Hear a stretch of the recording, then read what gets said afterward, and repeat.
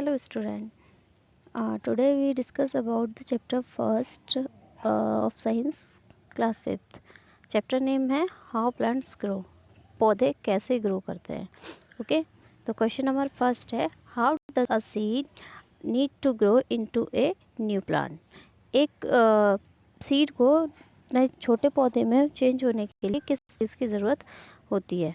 ठीक है, तो ए seed need to right amount of water warmth to grow into a new plant. तो एक सीड को जैसे कि सभी जानते हैं कि एक सीड में एक न्यू प्लांट रहता है, मतलब एक छोटा पौधा बेबी प्लांट रहता है सभी सीड्स में. तो एक छोटा पौधा रहता है, तो उसको जब उसे मतलब वो कब ग्रो करता है, कैसे ग्रो कर सकता है, तो उसके बारे में पूछा गया है. तो ये seed need to right amount of air water and warm to grow into a new plant. तो एक सीड को न्यू प्लांट में ग्रो करने के लिए सही मात्रा में एयर वाटर वार्मथ, ठीक है, एयर वाटर वार्मथ की ज़रूरत होती है. एयर वाटर वार्मथ यानी कि सही मात्रा में हवा, पानी और गर्माहट, यानी कि सनलाइट जो होती है, सूर्य का प्रकाश उसको सही मात्रा में मिलेगा. तो एक सीड जो है, ये सीड जो है न्यू प्लांट में ग्रो कर पाएगा. ओके, नेक्स्ट क्वेश्चन है हमारा where does a seedling get food needed for its growth. ठीक है, एक सीड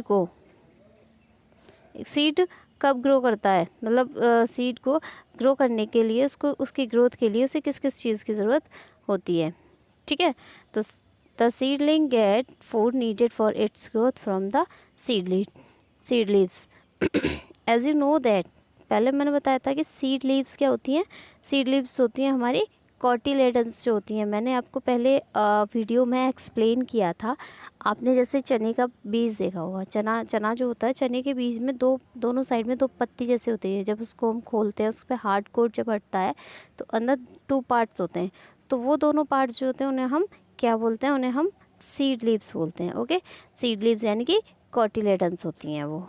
ओके, तो उसी कॉटिलेडन्स में जब तक बेबी प्लांट ग्रो नहीं करता है तब तक के लिए उसमें फूड स्टोर करके रखता है बेबी प्लांट के लिए. जब पूरी तरह से वो बाहर आ जाता है पौधा उस छोटा, तो उसका सारा खाना जो है सीड लीव्स में से या कॉटिलेडन्स में से ख़त्म हो जाता है. और वो फिर बाहर आने के बाद जब उसकी रूट्स बाहर आ जाती हैं तो वो रूट से अपना भोजन लेना स्टार्ट कर देता है. ओके, नेक्स्ट क्वेश्चन है हमारा, क्वेश्चन नंबर 3 है why do seed need to get dispersed. seed need to get dispersed मैंने बताया था. dispersed का मतलब क्या होता है, फैलना, प्रसार होना किसी चीज़ का, मतलब एक जगह से दूसरी जगह पे फैल जाना. तो if many seeds grow too close to one another, the new plant will struggle for air, water, sunlight, nutrient and even space to grow, so that seed need to get dispersed. Okay, जैसे कि हम सभी जानते हैं, अब आप लोग, मैंने यहाँ बताया था आपको कि एक सीड को ग्रोथ करने के लिए किस चीज़ की ज़रूरत होती है, एयर वाटर वार्मथ की. उसको सही मात्रा में जब एयर वाटर वार्मथ मिलेगा तो वो ग्रो कर पाएगा. और फैलने की ज़रूरत क्यों होती है, क्योंकि अब जैसे कि अब मान लो हम एक मुट्ठी में गेहूँ भरते हैं. अपनी एक मुट्ठी में गेहूँ भरने के बाद अगर हम उसे एक ही जगह पे डाल देते हैं, है ना, एक ही जगह पे डाल देंगे, तो क्या ऐसा पॉसिबल है कि वो ग्रो कर पाएगा? नहीं करेगा ना, क्योंकि उसको सही मात्रा में, राइट अमाउंट में एयर वाटर स्पेस नहीं मिल पाएगा. और if seeds grow too close, अगर बीज जो है एक दूसरे के बहुत ज़्यादा क्लोज उगने लगेंगे, ग्रो करेंगे, तो जो न्यू प्लांट होगा उसे स्ट्रगल करना पड़ेगा किस चीज़ के लिए, air water sunlight nutrient even space to grow so that seed need to get dispersed. तो जो बीज है उसको किस चीज़ के लिए, उससे सारी चीज़ों के लिए बहुत ज़्यादा स्ट्रगल करना पड़ेगा, क्योंकि एक सीड में से रूट्स निकलेंगी, दूसरी में से निकलेंगी. जब वो आपस में टकराएंगी तो उनको ना तो हवा सही मात्रा में मिल पाएगी, ना पानी मिलेगा उनको सही मात्रा में, ना सनलाइट मिलेगी, ना जो न्यूट्रिएंट्स पौधे के लिए ज़रूरत होती है ना वो मिलेंगे. यहाँ तक कि स्पेस जब वो निकल के बाहर आएंगे तो उनको इवन स्पेस के लिए भी उनको बहुत ज़्यादा स्ट्रगल करना पड़ेगा. इसलिए उन्हें सीड को डिस्पर्स यानी कि फैलने की ज़रूरत होती है. ओके, हमारा नेक्स्ट क्वेश्चन है With the help of an example, describe how it is dispersed by explosion. एक एग्जाम्पल के साथ बताना है कि seed dispersed by explosion. Explosion क्या होता है? एक्सप्लोजन होता है विस्फोट, किसी विस्फोट होता है. ठीक है, क्या होता है? विस्फोट. ठीक है, यानी कि किसी चीज़ का फटना एक साथ, मतलब जानते हैं ना एक्सप्लोज करता है. जैसे कि आप दिवाली पे पटाखे चलाते हो, जब हम उसमें आग लगाते हैं तो वो एक साथ क्या करता है? एक्सप्लोज करता है, फट जाता है एक साथ. ठीक है, तो उसी तरह एक्सप्लोजन के साथ सीड्स कैसे डिस्पर्स करते हैं, मतलब कैसे फैलते हैं? With the explosion. तो fruits of peas and beans burst open when ripe, scattering the seed in the all direction. ठीक है, फ्रूट ऑफ पीस, जो आपके पीस यानी कि मटर और बीन्स और मैनी अदर एग्जाम्पल हैं, लाइक चिलीज़ है, लेडी फिंगर है. ठीक है, ये सारे क्या होते हैं? आपकी मूंग है, मतलब दाल जो होती है आपकी, अरहर दाल होती है, मूंग दाल होती है. तो ये क्या होते हैं? जब ये पक जाती हैं, पूरी तरह से पक जाती हैं और सूख जाती हैं, तो जब इनको धूप लगती है तो क्या होता है? ये एक साथ एक्सप्लोज करते हैं. मतलब देखा होगा कभी आपने, फट जाती हैं एक साथ फटने पर ये सभी ऑल डायरेक्शंस में जाके गिरते हैं. मतलब एक साथ फटना, जब जैसे इनकी जो फली होती है, फॉर एग्ज़ाम्पल हम अरहर दाल का ले लेते हैं, जो उसकी फली होती है, अगर वो एक साथ एक्सप्लोज करती है, ठीक है, फट जाती है, तो उसके फटने के बाद क्या होता है? वो सभी डायरेक्शन में जाके, ऐसा ज़रूरी नहीं है कि जो उसके सीड निकले हैं वो एक ही डायरेक्शन में जाके गिरेंगे, ऐसा पॉसिबल नहीं होता. वो जब फैलते हैं तो वो दूर दूर ऑल डायरेक्शन में जाके गिर जाते हैं. ठीक है, तो क्या होता है? This process of seed dispersal is called explosion. तो इस प्रक्रिया को, बीजों के फैलने की इस प्रक्रिया को हम एक्सप्लोजन बोलते हैं, यानी कि विस्फोट के द्वारा एक्सप्लोजन करना बोलते हैं. ओके, नेक्स्ट क्वेश्चन है हमारा, list of various stages of agriculture. Agriculture की स्टेज क्या होती है? एग्रीकल्चर हम जानते हैं, एग्रीकल्चर होती है हमारी कृषि. तो हम किसी खेत को तैयार करने के लिए, मतलब एक खेत तैयार करने से फसल आने तक की जो प्रोसेस होती है, उसे वो कौन कौन से उसके स्टेजेस हैं, उसको आपको स्टेप बाय स्टेप इसमें डिस्कस करना है. ठीक है, तो इसमें क्या है? The various stages of agriculture are. तो एग्रीकल्चर की स्टेजेस हैं. ठीक है, कौन कौन से स्टेजेस हैं? नंबर फर्स्ट है आपकी, द फील्ड इज़ प्लॉग. सबसे पहले हम क्या करते हैं? आपने देखा होगा आपके पेरेंट्स सबसे पहले क्या करते हैं? खेत को प्लॉग करते हैं, यानी कि प्लॉग होता है जोतना, खेत को जोता जाता है.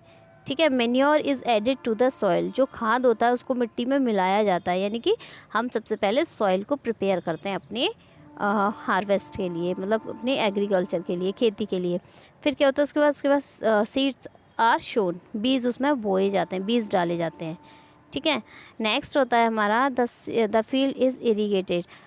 जो खेत है उसमें बीज लगने के बाद, बीज डालने के बाद उसको, खेत को जो है उसमें उसकी सिंचाई की जाती है. क्या की जाती है? उसकी सिंचाई की जाती है. नेक्स्ट, उसके सिंचाई करने के बाद pesticides are spread to protect the crops.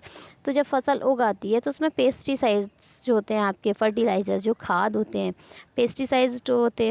Pesticide होते हैं आपके फसल को कीड़ों मकोड़ों से बचाने के लिए जो दवा होती है आपकी, उसको स्प्रेड किया जाता है पूरी फसल में. नेक्स्ट एंड लास्ट टॉपिक है हमारा, the crop are harvested which mean that they are cut and collected when ripen.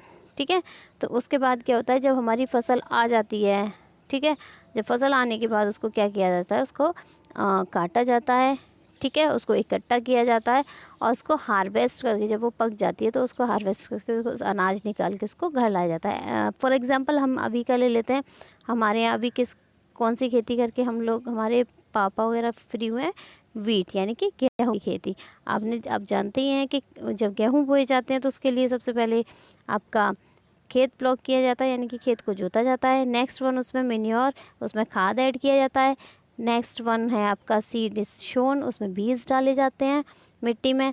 ठीक है, और फिर आपका क्या होता है? द फील्ड इरीगेटेड, उसमें फिर पानी लगाया जाता है ना, पानी लगाते हैं. फिर उसके बाद जब पेड़ आ जाते हैं, मतलब गेहूं के, उनको बचाने के लिए फिर क्या होता है, pesticide spread to protect the crops, फसल को बचाने के लिए उस पर पेस्टिसाइड्स छिड़के जाते हैं पूरी फसल में।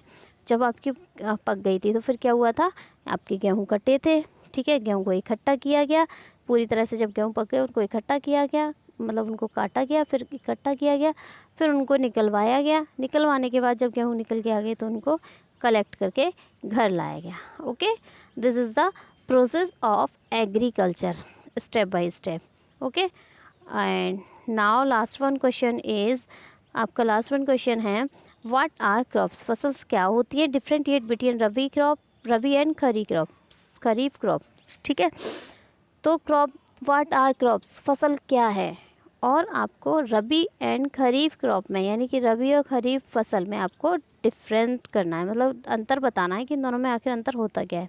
ठीक है, तो व्हाट आर क्रॉप सबसे पहले डिस्कस कर लेते हैं अबाउट द क्रॉप, फसल के बारे में। फसल क्या होती है, the plant that are grown in large quantities in a particular area or region during a particular season are called crops. ठीक है, तो पौधे जो एक बड़ी मात्रा में, ठीक है, बड़ी मात्रा में एक पार्टिकुलर एरिए में, यानी कि आपका पार्टिकुलर खेत या कोई पार्टिकुलर रीजन, उसके लिए एक निश्चित क्षेत्र होता है।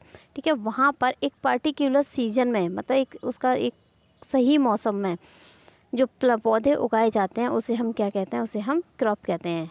ठीक है, यानी कि हम अगर देखो एक बहुत ज़्यादा बड़ी क्वांटिटी में जैसे गेहूं को बोने के लिए गेहूं लेते हैं बहुत ज़्यादा, फिर हमारा जितना खेत है पार्टिकुलर हम उसी वहीं खेत में ही बोएंगे कि हमें इस खेत में और इस सीज़न में आपके जो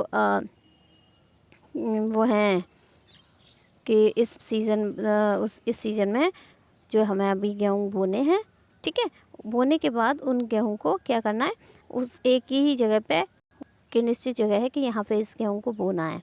ठीक है, और नेक्स्ट सीज़न उसका फिक्स रहता है, ऐसा नहीं है कि गर्मियों में उसका, अब ऐसा थोड़ी ना है कि अभी मई का मंथ चल रहा है तो हम मई में गेहूँ को बोएंगे, नहीं, मई उसका मंथ जो होता है आफ्टर दिवाली होता है, उसको आफ्टर दिवाली उसको बोया जाता है गेहूँ को, उसके बाद उनको आफ्टर होली उसको कट करना स्टार्ट किया जाता है ना।